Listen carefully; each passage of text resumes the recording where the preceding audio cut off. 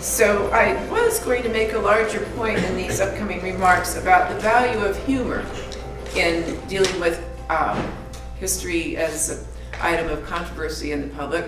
And it seems a little bit hard in a short amount of time to make the pitch of how you could possibly use humor in contexts where people are talking about such serious subjects and are so intense. So I thought I might just give you one example, and well, I'll give you first a general reminder that I think it's a strange memorial service where you don't hear a funny story about the deceased. That's understood. And tragedy and sorrow are strangely compatible with joy in the memory of the deceased and so on. So that is neurologically possible to have those things coexist. But I thought I might give one example of the preposterous ways in which I have used humor more or less successfully. Here's a case, would you think, what are your chances for using humor at the 150th anniversary of the Whitman Massacre in Washington State near Walla Walla? Not good, probably, or don't try that.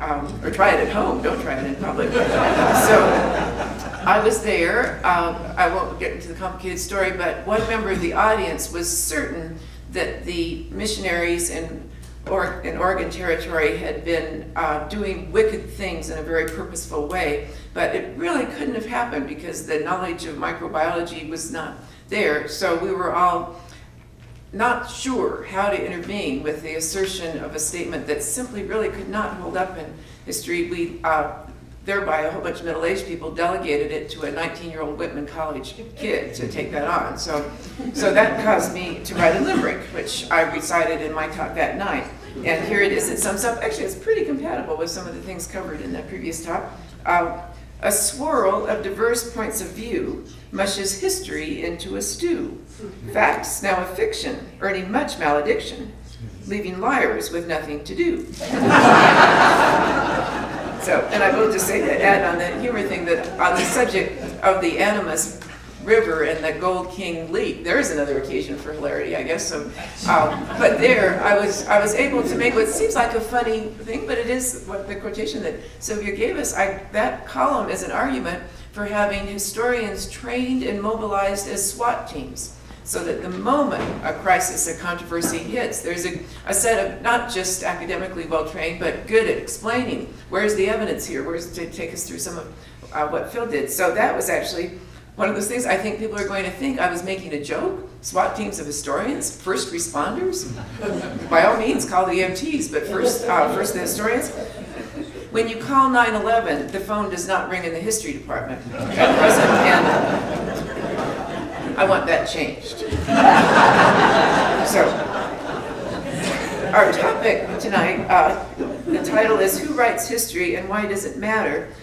I have torqued that or shifted that a little towards who pays attention to history and what are we to do when people pay attention to history and arrive at opposing interpretations and refuse to listen to each other or to admit that there may be a lot more uncertainty and complexity in an issue than anybody who has taken a stand would be willing to admit. So what are we to do in those situations where we have people taking very firm positions on matters that we as academic historians generally see as much less certain and knowable? So that is really my topic. Controversy, my central assertion is going to be that controversy over history presents a great opportunity for conversation and discussion, for reflection and deliberation, and it also presents a great opportunity for conflict and ill temper and an unwillingness to listen and a dismissal of anyone who holds another point of view. Now, there may be someone, we're a contentious society, so maybe someone will not join me in this, but it's my conviction that the first option is better than the second option. And well, afterwards I'd be happy to hear from somebody who says, I can't believe you said that. That was better. So my personal lived experience as a professional historian is that there is an astoundingly widespread recognition of the relevance of history in our times, and historical subjects are noted and often enough fought over everywhere you look. That can be the Confederate flag, it can be the Gold King Mine, it could be those dear Democrats who can no longer go to dinners named after Jefferson and Jackson. They have tough lives, they have very tough lives, and so they have to take stands over their appetizers. They have to take very firm stands before the salad is served. This, by the way, the Senate of the American West is a bipartisan organization, and that means that I get to do what I just did, and then if I choose to, a few more minutes, I can make fun of Republican dinners, too. So that's what we call bipartisanship in our time. And then I truly thought, with Mount McKinley, I thought, William McKinley is really boring. We're safe. We're not going to have a fight over William McKinley. That's so good. And then, of course, the Ohioans went to town. And, John Boehner said that it was a terrible thing that the president had done with that. Wait, don't tell me if you were listening to that. They were talking about the fact that the people at the McKinley Historical Society and McKinley Library, they were really happy. They were happy because they said, people are talking about William McKinley.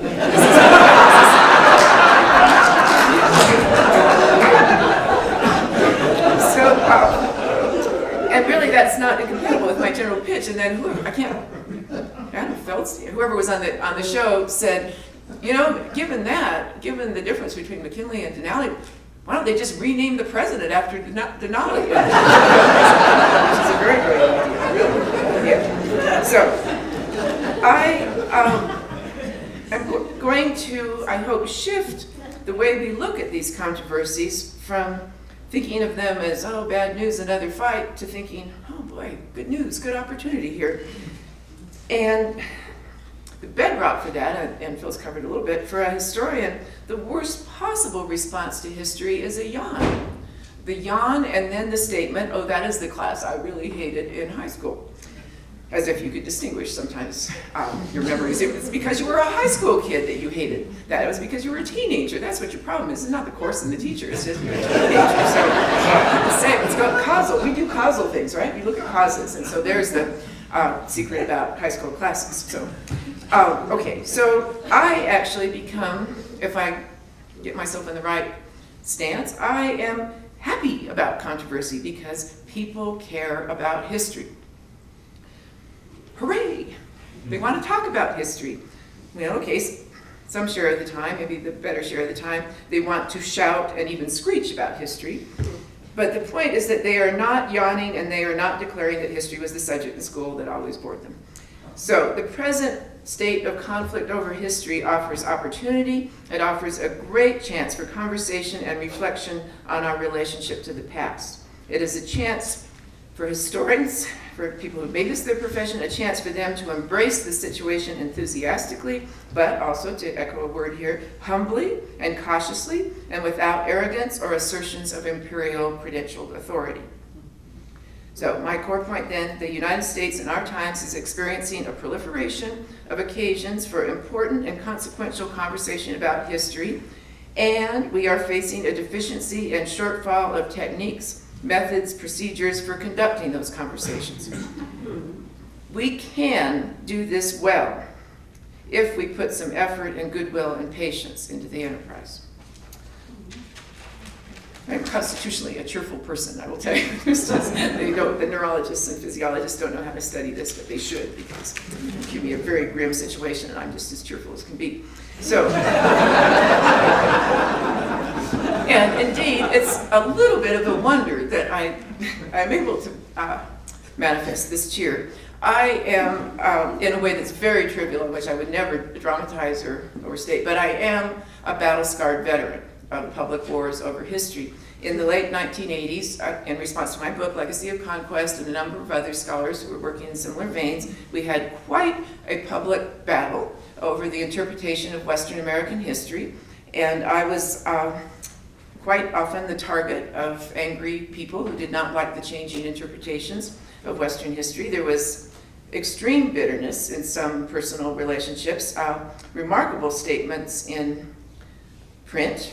One historian referred to the new Western history and to me as our three characteristics were that we were fascist, Stalinist, and deconstructionist.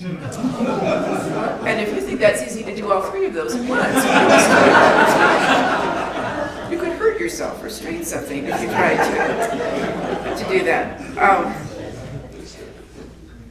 I like this story very much. My friend in Estes Park, Colorado, who worked in a bookstore, Lorraine Esme, told me the story that she was in the bookstore. An older gentleman came in. She saw him over in the Western history section. She walked up to him and she said, "If you're interested in Western history, I would recommend Dr. Limerick's book, Legacy of Conquest." And the fellow drew himself up and he said, "I am on the other side of that question." What question? A question, if that's what I was being characterized, what fun. So then, okay, to make a long story short, after some very wild times of controversy over the interpretation of history, I got bored. I had been through, I don't regret the feisty times in the least. I enjoyed it very much, and I feel that it's much harder for mainstream Western historians. They wouldn't even try to write Western history in the way that it was written. When I was out fighting this cause, the major textbook in the field of westward expansion, Yale and Billington, had a chapter on Indian people, and it was called The Indian Barrier. The chapter on the Spanish was called The Spanish Barrier. A little problem with point of view on that. So I have no regret for the feistiness, and I'm very glad I could engage in those battles. But I engaged in them until to the point where I was a broken record. I thought I was hearing myself. There must be something better to do. So to sum it up, I used to be controversial and contentious, and then I became collaborative and congenial. Why are they laughing? That is true. There's it's really not to be quite that funny, but it is. Okay. And as I have indicated, I like both phases very much.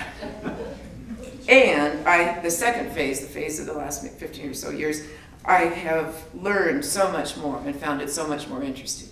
So if my own education was the point, and I don't think it necessarily was, this has been quite a phase. Right at the transition of, well, really the peak of my feistiness, but the dawning of if I would like to be persuasive, I might want to think more about my methods. I'm a little bit sad to say that, or maybe I'm happy. Okay, we'll find out whether you're sad or you're happy to know that when I spoke to the press in the late 1980s about these versions of Western history that were so unwilling to take Indian people seriously, Mexican-American people, Spanish people, well, French, Canadians for that matter, all kinds of people just subordinated to a story. I'm sorry to say that when I was referring to that, I did not take a deep breath, and I often used the word idiotic. So, okay. I bet that really persuaded the enemy. I bet they must have just melted. Okay, good, we see your point. All right, we are idiotic. Okay. So just at the point where I was making that, or about to make that transition, my university had a dilemma. And I had just finished, the Legacy of Conquest was in press and was not weighing me down, and so I felt free, and I felt I could be a good, public servant. So, on our campus, looking at my watch, because this story has to be very closely monitored for time. Okay. On our campus, we had a dormitory named Nichols Hall, and it had been named, it's a fairly recent building, so it had been named in 1961. It had been built a few years before that. It had been called Fleming Hall. So what we had was a bureaucratic tangle because they built a new law school and they had a beloved dean. I think deans are often beloved, isn't that right? The university is frequently beloved. But the beloved dean had the law school named after him, so that was named Fleming And then you had the dormitory named the Fleming Dormitory, and you had the Fleming Law School. So on campus, if you said, I'll meet you at Fleming, anything could happen with that. So the bureaucrats said, we must rename the dormitory. And in kind of a rush, interestingly, very consequentially, leaving out a few of the steps and stages for building naming, they decided, this is not how they phrased it, but they said, we need some distinguished old bird who had something to do with the university. And there was a legend, which seems to be only a legend and well, speaking of history and uncertainty, can be neither proven nor disproven, that a state legislator in Boulder, when they were going to be citing the university, the territorial legislature was going to make a decision about which community would have the state university. This legislator rode his horse at midnight in winter in a rainstorm. Well, it's 26 miles, so it was way past midnight by the time it got anywhere, so he could not just ride it for that minute, and got commitments from the citizens of Boulder to make contributions of money and land, and then he rode back, and that's why the university is in Boulder. There is no evidence at the time that he made that ride. There's nothing in a newspaper, there's nothing in a diary or a journal or a person run over on the way who said, ran by me. And it's appeared in oral histories, and, well, not oral, they were professionally done oral histories. They appeared in reminiscences of 20 or more years later. So you can't prove that he didn't do it, and you can't prove that he did it. Well, but he was a distinguished old bird who had done something on behalf of the university.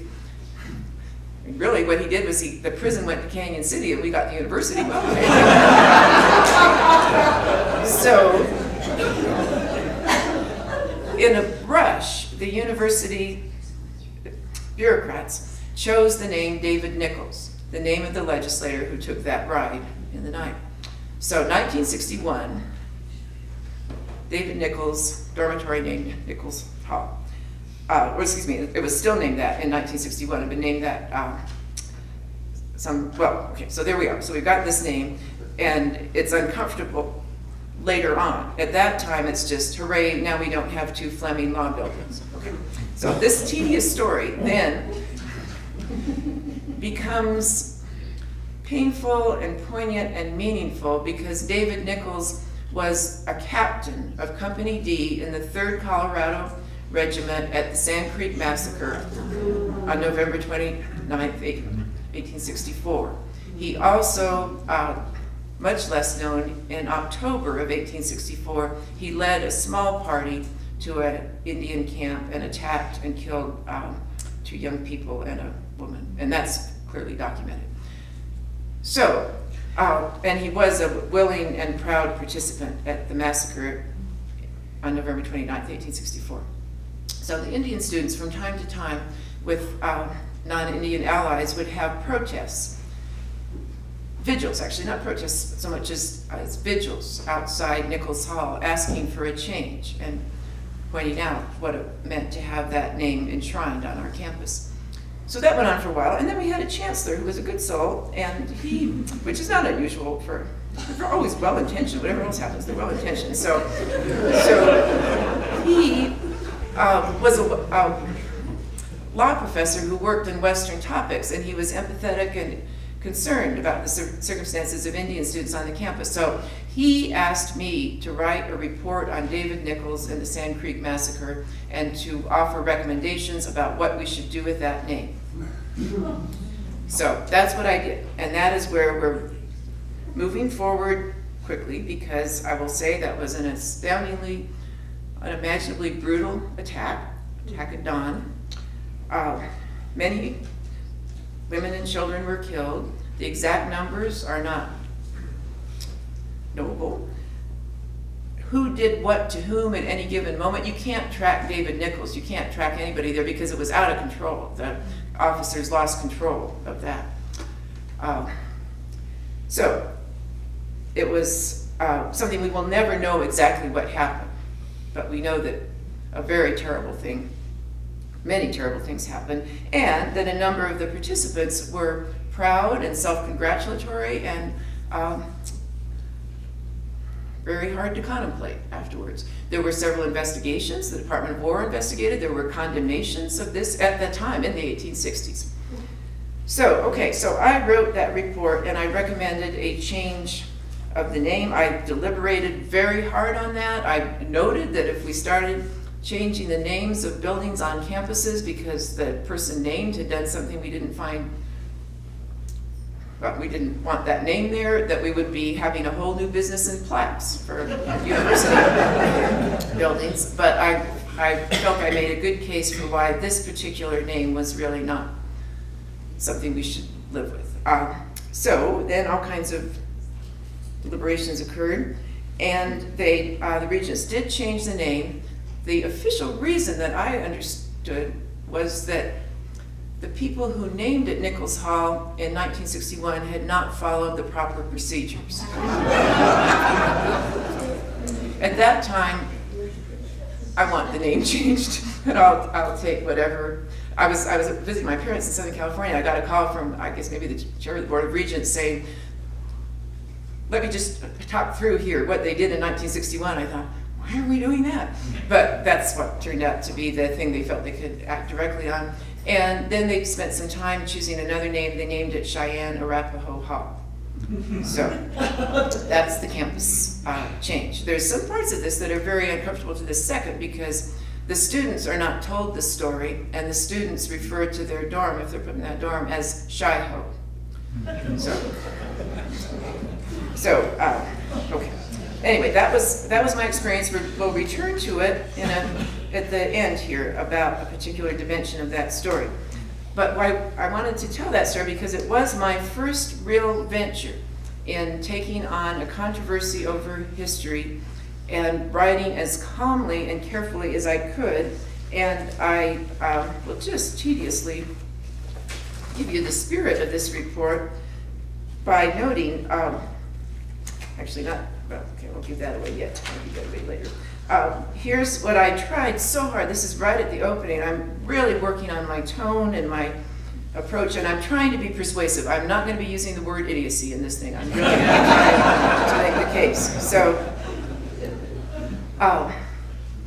the question, what happened at Sand Creek on November 29, 1864, was by November 30th, 1864, irreversibly transformed into the question, whose story should one believe? Under those circumstances, the historian can offer reasoned judgments but no final and absolute answers. While this uncertainty will no doubt be a source of frustration to some readers, others should find that it lends interest to the undertaking. In fact, this is the one courtesy I would ask of all readers, that they adopt the spirit of open inquiry. This topic triggers strong partisan responses. At least for the period of time necessary to read this report, I would like the partisans to come out of their bunkers and look with me at the evidence. So, we'll be back to that. I want now to just turn to what I was guided by at that time, because I think this would be, it's not exactly best management practices, because they certainly are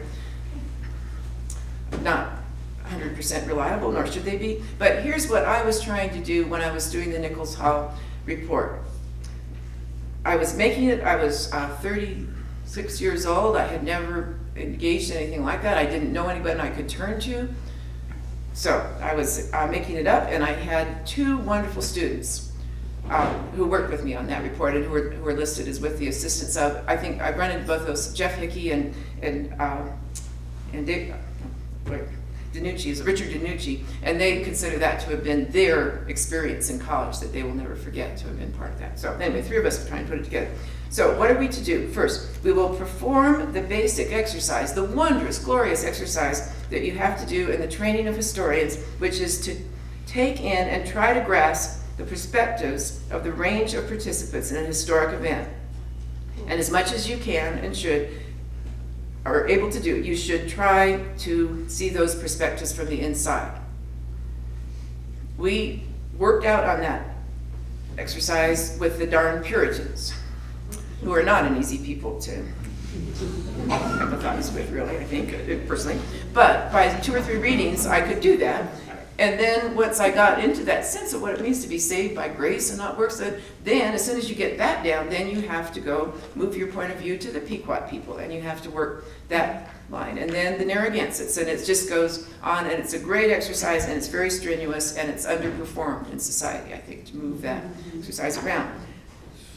When that gets misunderstood, it can be very bad. It can seem to people who are not understanding what's going on there that it's relativism.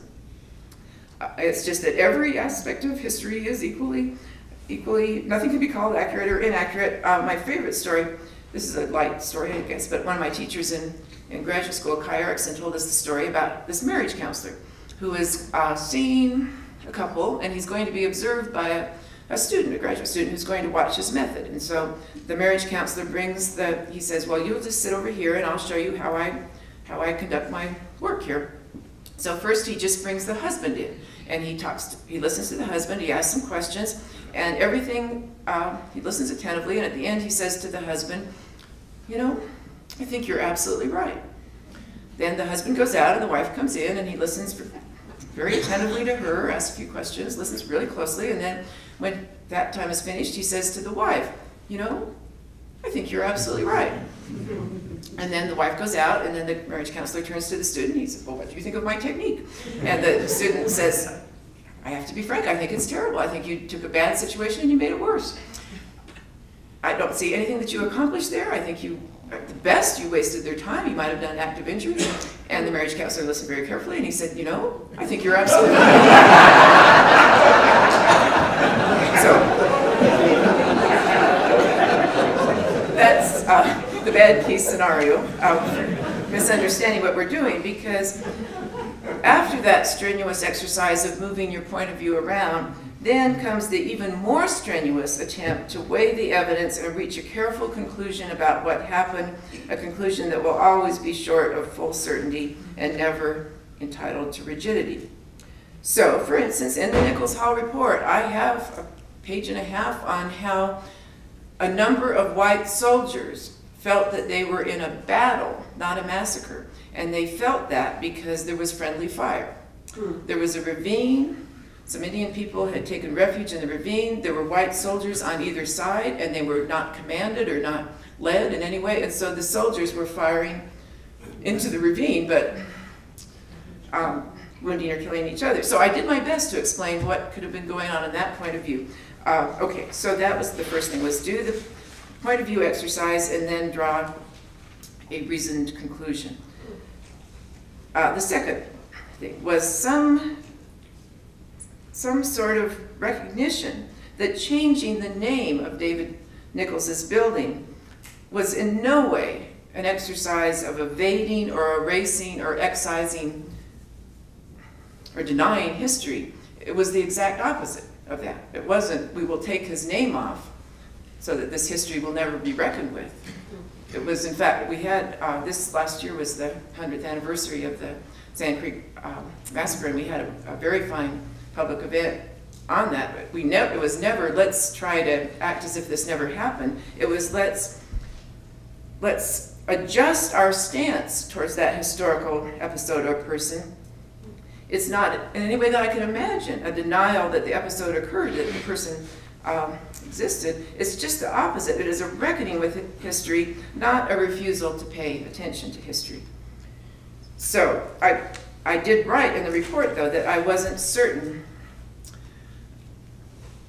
I tried to think about what it might mean to take the students coming in to the new dormitory and telling them this story. So, hello, freshmen. Hi, freshmen. Got enough anxiety as it is? Okay, good. Because here's the story of what happened at Sand Creek. And I have not read any quotations because they are unbearable, the quotations that describe the mutilation of bodies and so on. And when I tried to imagine how you say to the freshmen, this is what you know, should know, I don't know what that should be. But some, I think, well, we've had a few exercises that I think have worked in that direction. But to call that, the changing of that name, a denial of history or a request that history change or disappear, I don't even begin to get that.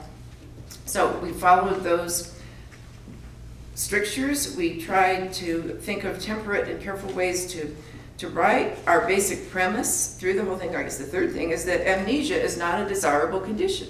And it's not good for an individual. It's a terrible thing for an individual, and it's equally terrible for a group and certainly for a society. So there we went, working away on our project. What we could not do, and what applied history communicated to the public on public issues, what we could not offer was a set of clear lessons, because in fact those wonderful justifications that are used for history, those who cannot remember the past are condemned to repeat it.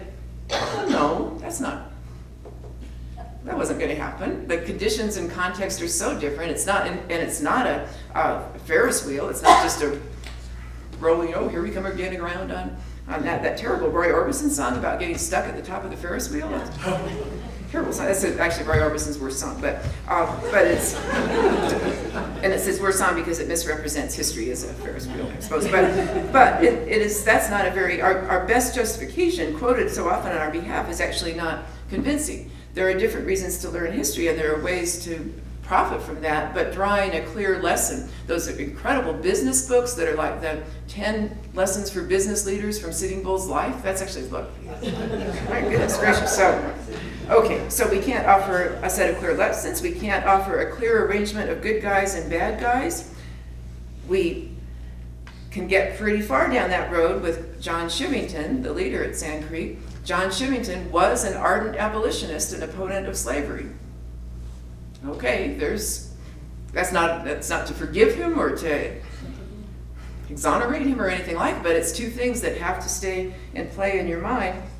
So we can't end up with it. And many, I again tried to accent in the report how scared many white Coloradan settlers were. They had no idea how the Civil War was underway. They felt so vulnerable, so precarious. So some of the people participating at that massacre were people who were, in some ways, been driven mad by a situation beyond their understanding. Okay, and then the other thing we cannot do is we cannot predict the future. And there's a curious desire on the part of some members of the public to think that, okay, they got the past, oh good, they got the past, they'll project it into the future. No, as a matter of fact. In fact, my great terror of being taken seriously by public audiences is that they will get confused about that. And they will think that, and they seduce me into it. They'll say, well, what do you think is going to happen in the next, that ballot initiative is going to, well, I will hold forth on that. And then I think, well, and then what will happen 4 years from now in the next election? It's so scary. The reporters are the worst for getting me into traps like that. And I have to keep saying to myself, I was licensed to drive in the past tense lane.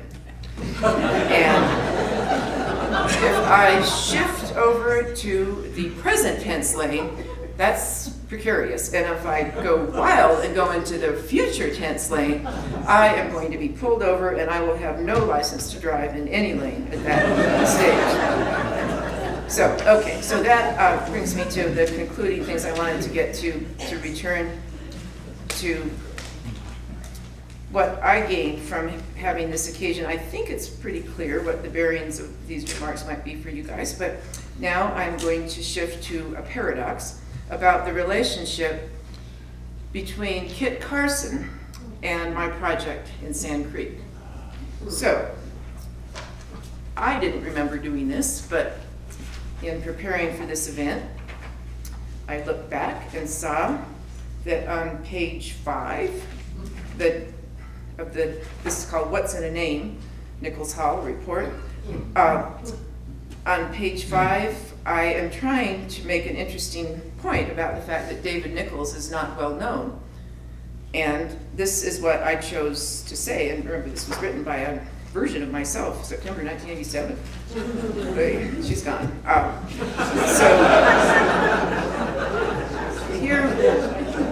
Here's the interesting, that I want to refer, it's obvious what I want to do. I want to make the point David Nichols is not famous. How am I going to do that? While there are certainly thousands of people familiar with the adventures of George Armstrong Custer or Kit Carson, for everyone who knows the name David Nichols, still Nichols is an important figure. So that's interesting. I'd forgotten that I had done that. It says something about the visibility of that person.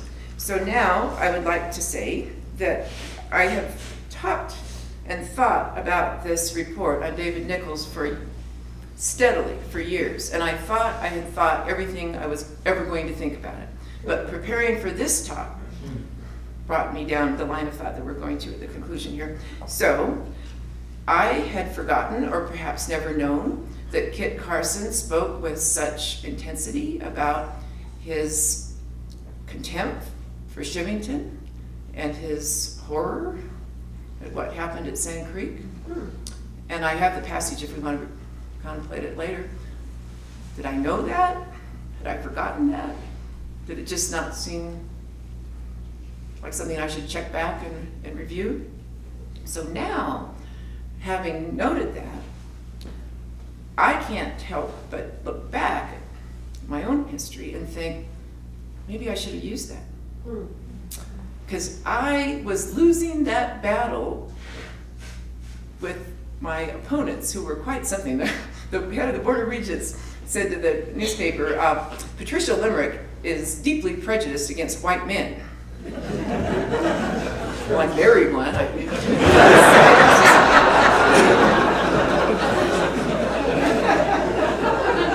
So he and everyone who was critical, intensely critical of the report, said that Nichols was a man of his time, and it was wrong to in any way speak of his actions from the critical perspective of the present, because men of their times were, I guess, an interchangeable cookie cutter, homogenized. The only time it's ever happened in human history that everybody thought the same thing, but it must have happened there.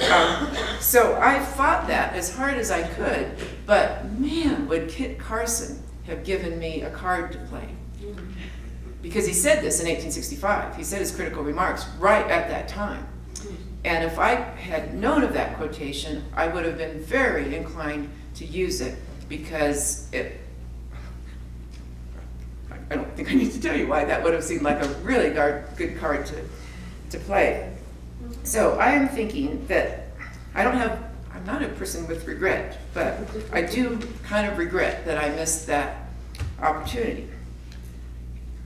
And moving on, here's other things that one or two other things that came to my mind that had never come to my mind before preparing for this.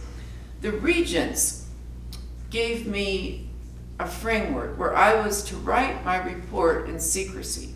I was not to speak to anyone while I did that. And when I finished the report, I was to give it to the Regents, and I was to wait for them to decide what they were going to do. And then they would release the report to the public. But I was not to speak of my report, which I think you have enough sense of my personality to think, oh my goodness. But I followed that. And that was the recognition that just amazed me a few days ago. I think, good heavens. I would never, in my current practices now, if I was taking up for the Senate of the American West, if I were, which we often do, take up matters of historical interpretation for which some people in the present are very invested and care very much, I would talk to those people. So to me, to look back at that and to think, I did not talk to any of the descendants of the participants at Sand Creek. I did not talk to Northern or Southern Arapaho people. I did not talk to Northern or Southern Cheyenne people. I did not talk to descendants of David Nichols or descendants of John Shivington or descendants of any of the white members of the militia. That's really different from what I would do now. I would make the overture. I would assume that the overture would be unevenly accepted, but I would have made that effort to talk to the people to whom this history, I would feel that if I was taking on, well, I would say to the Regents, openness and transparency will be essential in this project, so I can't be sequestered jury or something. I guess it was like a jury. Who's the judge? I'm the jury on that one. So that was really interesting to realize, as I anticipated this gathering this evening, how much my practices have changed, and to be surprised and almost stunned to realize that I wrote my Sand Creek report in academic isolation, segregated from the company of the people of the present who cared the most about my topic. Okay, now we get to an intense part of the last part of this, of what I realized. I had one Indian person I was speaking to a lot during this period of time, a fellow named Stephen Platero. He was a student at the University of Colorado, and he had been one of the leaders of the vigils against Nichols Hall, and I knew he cared very much about my report. He had been assigned to me as my advisee in a mentorship program. So throughout the process of writing this report, I met with Stephen Platero, and we had lunch every 3 or 4 weeks, and I knew he wanted to know how my report was going, and I did not tell him because I wasn't telling anybody that. So, if you'll follow my thought pattern, as I start to think, oh, I should have quoted from Kit Carson. That would have really shut up the men of their times thing. Stephen Platero was Navajo. So, what a conversation. Had I spoken with him, which I did not do, but if I had concluded that using Carson was really the best historical evidence card I could play, I would have, had I not been under this secrecy thing, I would have tried to explain that choice to Stephen, and we would have landed deep in a historical paradox if I had tried to explain to him why I was presenting Kit Carson in a positive, favorable light in my report, the same Kit Carson who conducted the Navajo Long Walk. How would that conversation have come out? This may be a moment, just for a moment, seem odd that I have chosen to end with such a personal story focused on my relationship to one individual, when our topic tonight is really about the biggest questions of the relationship between the living and the dead, between the people of the present and the people of the past. But I'm speaking of Stephen and me because that is an unavoidable reality. When we struggle over the meaning of history, we are testing our relationships to our neighbors, our friends,